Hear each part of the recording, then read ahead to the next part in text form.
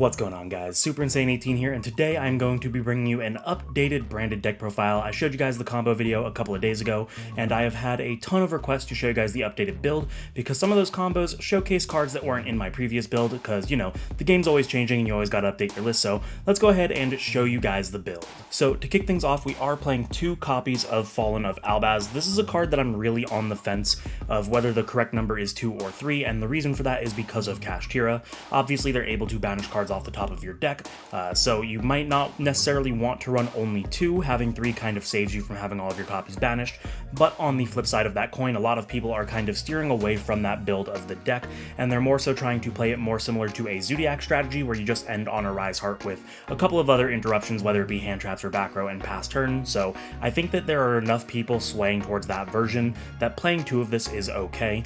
Then we are playing 1 copy of Cartesia. Again, this is something that I'm kind of on the fence on, between 2 or 1 copies, just because of the same exact reasoning.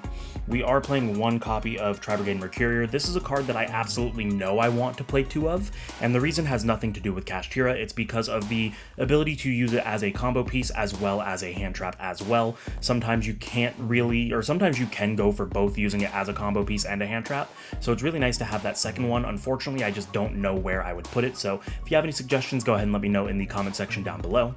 We are on 1 copy of Albion the Shrouded Dragon. This is just obviously one of the best cards in the deck. You're able to send any of the cards to the grave that you might need in the grave, plus it gets you a draw. Not just that, it's also treated as Fallen of Albaz, so it's just got a lot of niche applications for the deck. Now, for the next card, I'm not sure why I was never playing this in any of my previous builds, because this 1 card pretty much fixes every issue that I have with Branded as a deck, and that is going to be Keeper of Dragon Magic. Now, if you know me, or if you've watched a lot of my videos, you've probably heard me say that one of the reasons I don't necessarily respect Branded is because of how easy it loses to a card like Ash Blossom, which is a very, very played card. In fact, I think it is statistically the most played card in the entire game, so the fact that your strategy just folds so easily to it has always been a damper in my book. But with Keeper of Dragon Magic, it gives them something else to Ash, and then even if they do Ash, you're still able to play because you have so many other things. The Keeper of Dragon Magic can search you any of your fusion spell cards, meaning you can search your Branded Fusion, you can search Instant Fusion, which Instant Fusion has ways of either baiting the Ash or making it impossible for your opponent to Ash, and it's an incredible card. It's also got Graveyard Recursion, which helps you a little bit later in the game because of some other cards that we're playing, which I will go back to that when we get there, but I think this card is absolutely incredible, and because we are playing Keeper of Dragon Magic, we actually bumped Aluber down to 2. Now, the reason for that is I think that Keeper of Dragon Magic is by far the best normal summon that the deck has, and with the ability of being able to special summon the Aluber off of a card like a Branded Opening, we don't want to clog our deck with too many cards that require a normal summon, so having 2 is really good because you can see it in the situations where you don't see the Keeper, but it's also in your deck to special summon off of the Branded Opening. And then for the rest of the Despians, we are only playing 1 Tragedy and 1 Ad Libitum. This is really all you need. They're just kind of there for a little bit extra consistency. They're not as important to the deck as they once were. Now we are playing 1 copy of Bestial Lubellion and 1 copy of Saronir. Now, this is something that was really hard for me to do.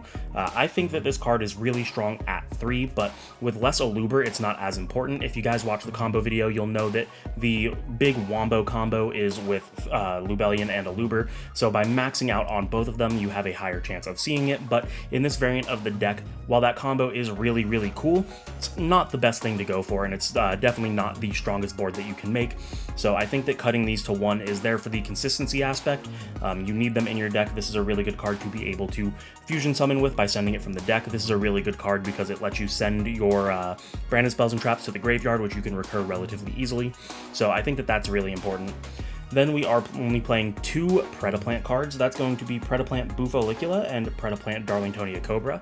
Now, Bufolicula is really, really good because it is just a polymerization as its pendulum effect, meaning that it's also a spell card, so when you use it to summon out something like Guardian Chimera, you will get the Guardian Chimera effect, but not just that. Again, one of my biggest problems with this deck is how easily it loses to Ash, so this gives you another option to fusion summon with by just acting as a polymerization, which is really, really good.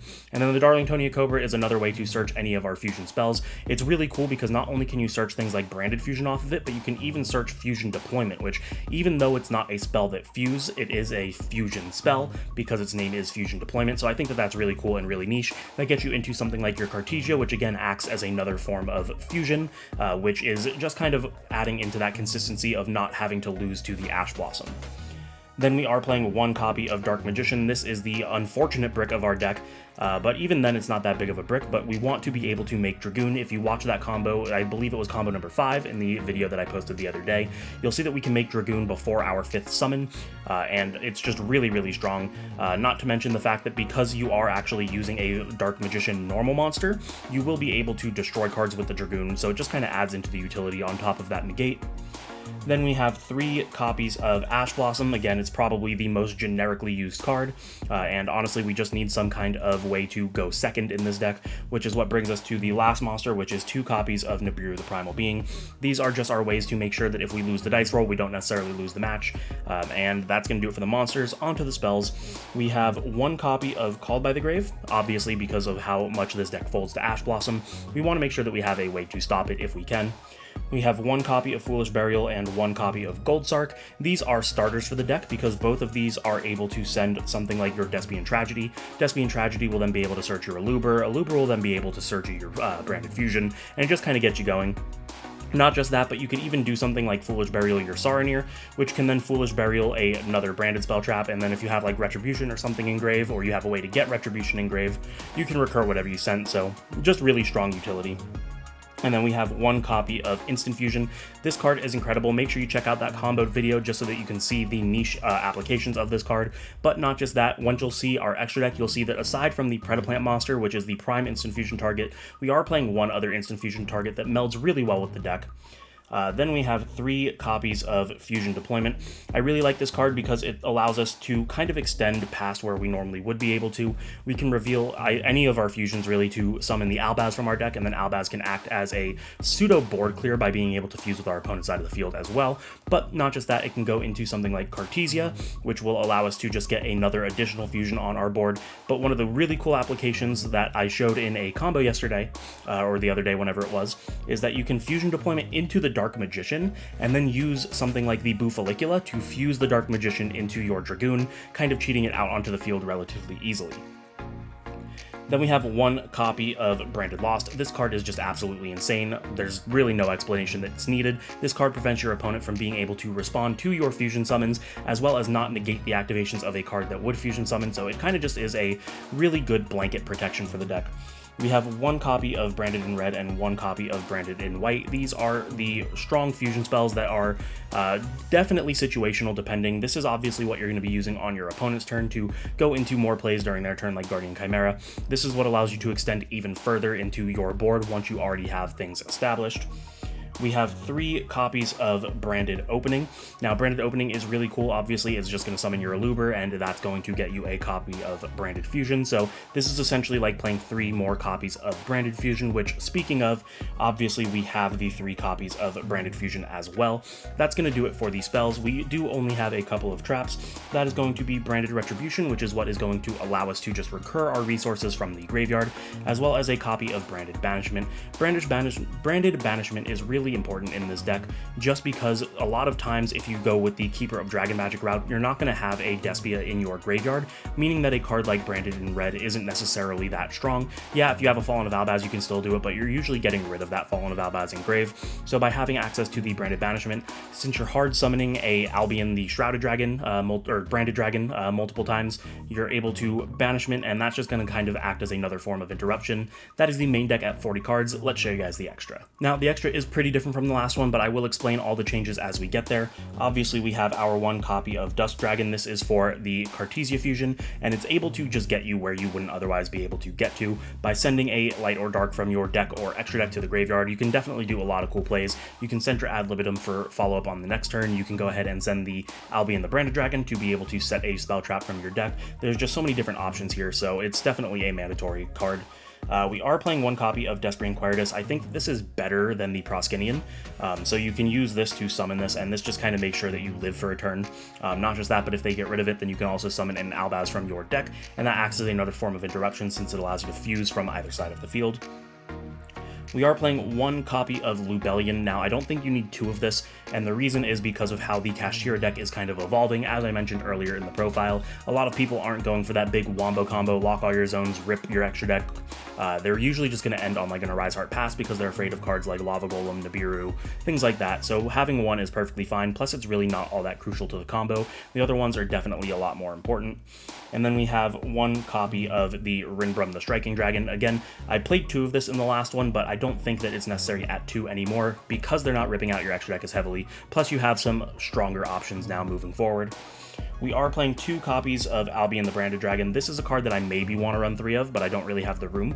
I think two is perfectly fine. You're able to both summon it and send it, which is what's really important. You're going to be able to get your search in your end phase off of it, and you're going to be able to fuse with it during your turn, so I think it's just strong enough at two. We have two copies of Mirror Jade. This doesn't really need explaining. This is the boss monster of the deck. Now, one card that is really, really cool and pairs very well with the Keeper of Dragon Magic lines is the Millennium Eyes Restrict. Now, this card is essentially like a Called by the Grave, but you can use it to pretty much snatch up any card from the field or the graveyard, attach it to it, or equip it to it as an equip spell, and it negates the effect of anything that's equipped to it. So if they discard an Ash Blossom for cost, you go effect, suck up the Ash Blossom, that's going to negate the Ash Blossom. And the really, really cool part about it is because it is a fusion monster, if you instant fusion into it, instant fusion will attempt to destroy it at the end phase, and you can use the effect of Branded Opening to save it, and that's going to leave it live on your opponent's turn as well, meaning that it's another form of negate into your end board, which I think is really, really cool. Then we have the one copy of Ambula Melodies. This is really important because it is what allows you to do the Keeper of Dragon Magic lines, and it gets you it searches your copy of Bufalicula, which acts as that poly, and then it even summons that copy of Cobra, which searches you another fusion spell, so this card is very, very strong.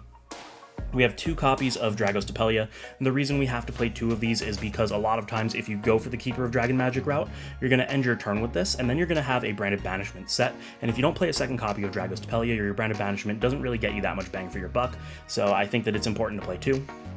Then we also have two copies of Dragoon. Now, this is the only card that we're really playing two copies of for the Kashtira matchup, because they pretty much have to rip this card if they're going for the rip combo, because they really can't out this, right? They have nothing that's able to just get rid of it other than targeting or destruction, and this card can't be targeted or destroyed. And then once we use one negate, it's at 4,000. There's nothing that they can have in their deck to run that over. So it's really, really strong. You want to make sure that they don't rip that out, but not just that, there actually are combos where you can put double Dragoon on your board, and I think that's ridiculously strong. And then for the last one, we have a copy of Guardian Chimera. This is the main form of interaction during your opponent's turn. You're going to go ahead and summon this off Branded Red, and that's going to either destroy two cards and draw one card, or destroy one card and draw two cards. Regardless, you're interrupting your opponent and gaining some form of card advantage for your next following turn, and that's pretty much all you're going to have, because if you set up your board right, they're not going to play through it, and you're going to have all the resources you need in order to get that game, and that's going to do it for the extra deck. And there you guys have it. That is going to be my updated Branded deck profile. Obviously, there are some things I said that I would like to change. Most notably is I do want to play a second copy of Tri-Brigade Mercurier. Maybe I'll just bump it up to 41, because right now it is a 40 card deck. We'll have to see though. If you guys have any suggestions whether I should just bump it up or if there's anything I should replace, go ahead and let me know in the comments down below. If you liked it, you know the deal. Make sure to subscribe, hit the notification bell, like, comment, share with friends, maybe consider supporting me on Patreon. Thank you guys so much for watching, and I will see you in the next one.